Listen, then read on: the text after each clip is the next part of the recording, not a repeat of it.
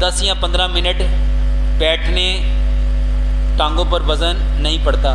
मेरे मोहतरम भाइयों, जितने लोगों की टांगों में दर्द है, आप लोग सलाद खाएं, सलाद खाएं। वल्लाह ये जो सलाद है, जैसे मैंने पहले बताया, जितने जानवर ज़्यादा गोश्त वाले हैं वो सब्जियां ही खाते हैं। सलाद हम लोगों ने खानी छोड़ दी, इस वजह से हमें ये पट्ठों की बहुत वीकनेस है। एक तो सलाद खाएं, दूसरे नंबर पे तलबीना लें और तीसरे नंबर पे हल्दी दालचीनी वाला दूध लें। पट्ठों की कमज़ोरी की वजह और इसके लिए बेहतरीन खुराक, पट्ठों की कमज़ोरी के लिए मेरे मोहतरम भाइयों सबसे बेहतरीन जो इलाज है फल और सब्जियां। अच्छा, सलाद कितनी खानी चाहिए? जितना आपका बॉडी का वज़न है। अगर एक बंदे का जिस्म 70 किलो है, उसके साथ एक ज़ीरो लगा लो, उसको 700 ग्राम सलाद खानी चाहिए। जिसका वज़न 65 किलो है, उसको 650 ग्राम सलाद खानी चाहिए। जिसका वज़न 100 किलो है, उसको 1000 ग्राम सलाद खानी चाहिए।